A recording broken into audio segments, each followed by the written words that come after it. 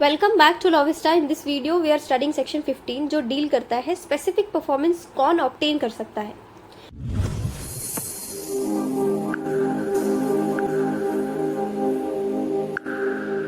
Under the head persons for और against हुम contracts में बी स्पेसिफिकली एनफोर्स्ड।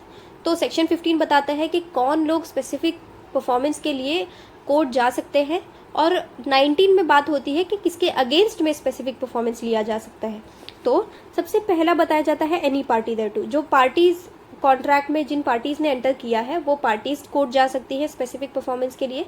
दूसरा, उन पार्टीज के जो रिप्रेजेंटेटिव इन इंटरेस्ट है या प्रिंसिपल वगैरह है वो भी जा सकते हैं। इसका एक एक्सेप्शन है जो प्रोवाइजो में बताया जाता है। प्रोवाइजो में ये बताया जाता है कि अगर कॉन्ट्रैक्ट में पर्सनल स्किल सॉल्वेंसी या फिर कोई पर्सनल लर्निंग जो है वो एक मटेरियल इंग्रेडिएंट है, तो ऐसे केस में जो रिप्रेजेंटेटिव इन इंटरेस्ट है या प्रिंसिपल एजेंट है वो लोग स्पेसिफिक परफॉर्मेंस नहीं मांग सकते हैं।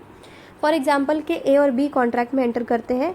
ए और बी में से जो ए है वो एक पेंटर है और ए ने अग्री किया है कि वो बी की एक पेंटिंग बनाएगा। अब ए की डेथ हो जाती है तो बी के रिप्रेजेंटेटिव इन इंटरेस्ट कोर्ट में जाके ये नहीं क्लेम कर सकते कि स्पेसिफिक परफॉर्मेंस चाहिए, क्योंकि वो एग्जिस्ट ही नहीं करता है और एक पर्सनल स्किल पे बेस्ड था वो contract. See, where the contract is a settlement on marriage और a compromise of doubtful rights. अब ए और बी ने एक कॉन्ट्रैक्ट बनाया।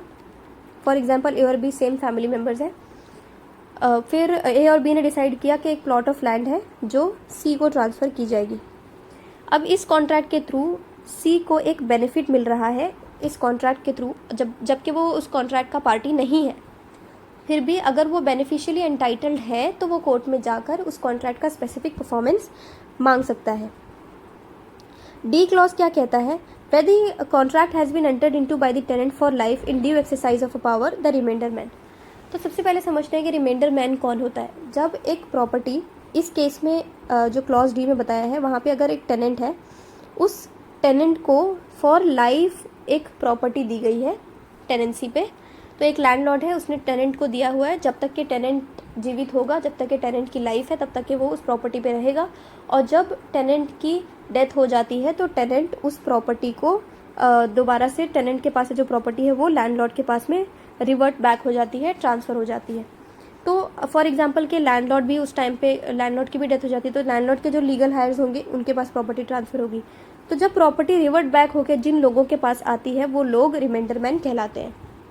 तो सबसे यहाँ पे जो हमें क्लॉज डी में बात बताई जा रही है कि अगर टेनेंट है, टेनेंट ने अपने लाइफ टाइम में एक कॉन्ट्रैक्ट एंटर किया, उस कॉन्ट्रैक्ट को एंटर किया गया है in the due exercise of power, तो उसके बाद में जब वो प्रॉपर्टी रिमाइंडर मैन के पास वापस आती है तो वो रिमाइंडर मैन उस कॉन्ट्रैक्ट को स्पेसिफिकली एनफोर्स करवा सकता है।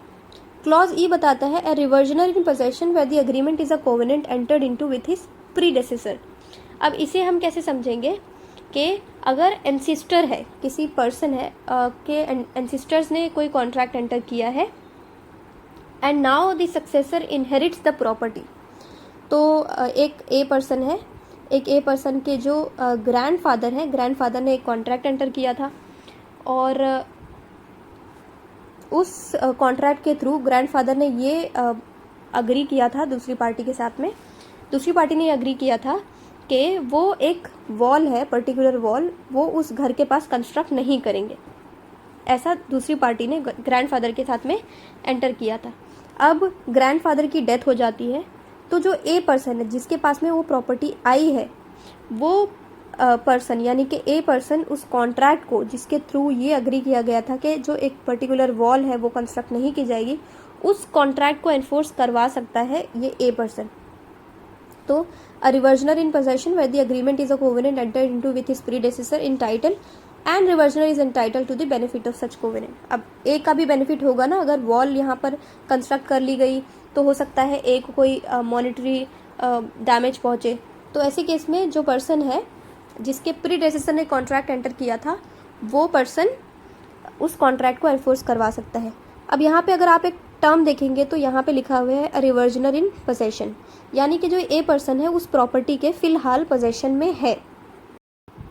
उसके बाद में है क्लॉज एफ। क्लॉज एफ कहता है a reversioner in remainder where the agreement is such a covenant and the reversioner is entitled to the benefit and will sustain material injury by reason of its breach.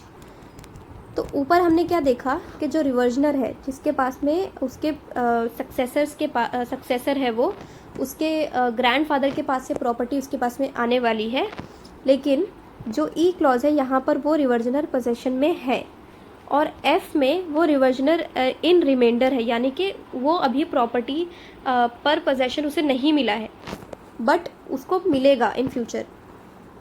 तभी भी वो जो reminder में reversioner है वो court में जाकर contract को एनफोर्स करवा सकता है अगर उसको मटेरियल इंजरी हो जाएगी by the reason of its breach.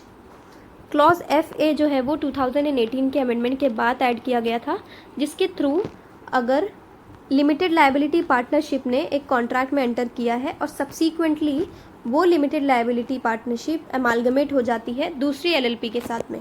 तो फॉर एग्जांपल एक एलएलपी है,